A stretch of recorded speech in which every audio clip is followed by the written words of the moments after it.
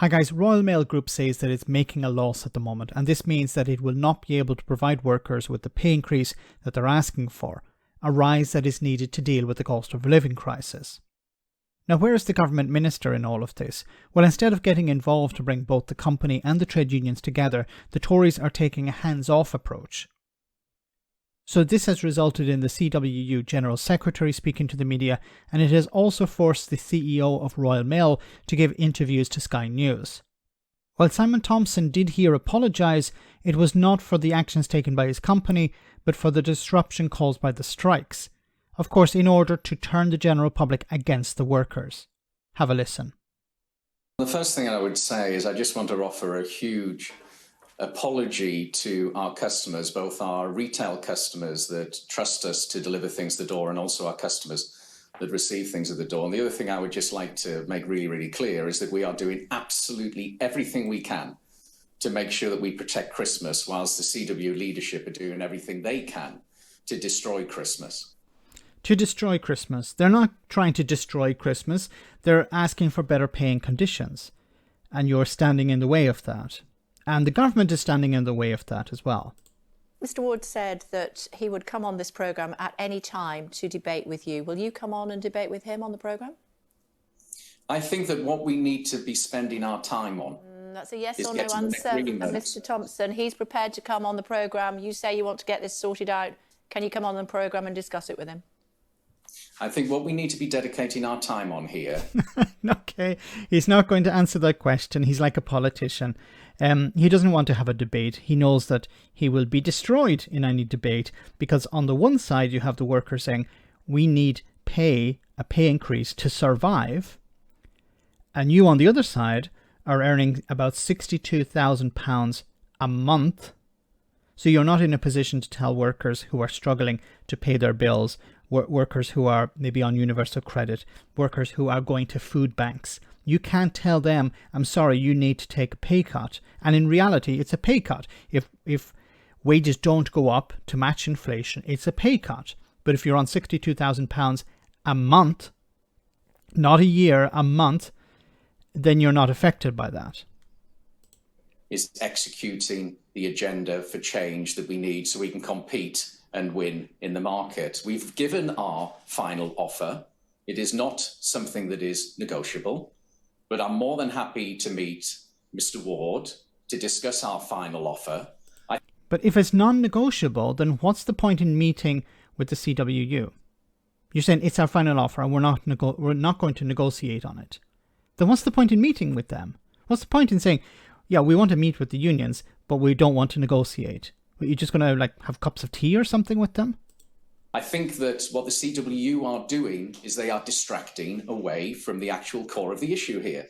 The core of the issue here is that we used to be a letters business. We are now a parcels business. We spent £900 million on investment so we can compete and win in the market. And as for the business plan, here is the business plan that the CWU actually offered me on one piece of paper. It is not costed. It has no timelines. I question whether this is actually at all credible.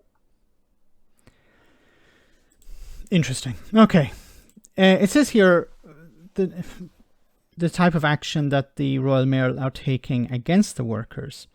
This is posted on Twitter by Saul Santifort. It says Simon Thompson, the CEO of Royal Mail, is deducting annual leave from postal workers who go on strike, punishing them because they're fighting to protect their jobs, terms and conditions. Simon earns £62,750 a month.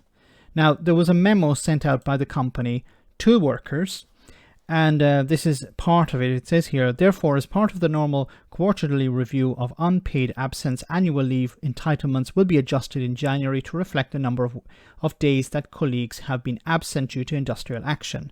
In broad terms, for a full-time colleague, this equates to a reduction of 0.5 days annual leave for every 5 days of unpaid absence. For colleagues who participate in every strike day, this means nearly 2 days of annual leave will be lost. If they have annual leave still to take, this year it will be deducted from the outstanding leave entitlement. If they have used up all their leave, this will be deducted from their entitlement in 2023-24. So if people go on strike, they will have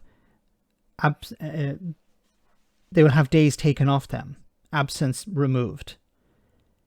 Is this legal? I don't know if this is actually legal. Will the Tories punish the company if they break the law? Probably not. We saw what happened with P&O Ferries, where they were allowed to run roughshod over worker protections. The Tories made a bit of a ruckus in the House of Commons, and I remember, and I said it at the time, nothing's going to come of it. They'll say a lot in Parliament, but when it comes to actually taking action against the company, they'll do nothing. And they did nothing. And Grant Shapps has never been challenged on that since. What action did he take against P&O Ferries, and why didn't he take action against P&O Ferries? And I think the same will happen here. And I've said before, I've asked the question before, why is the government not getting involved? Because the government wants to push through legislation that will allow companies, including Royal Mail, to lay staff off and replace them with agency staff. Now, the company will say that, we're losing money. Yeah, and the company is losing money. The group is losing money, but certain parts of that group are still making a profit. So it's not completely true that the company is in a dire situation. But you see here an attempt to drive a wedge between the workers and the public. Because if you can convince the public to turn against the workers, then you've done most of the heavy lifting and most of the hard work. Let me know in the comment section, guys, what you think about all of this. As always, your comments are greatly appreciated. Thanks a lot.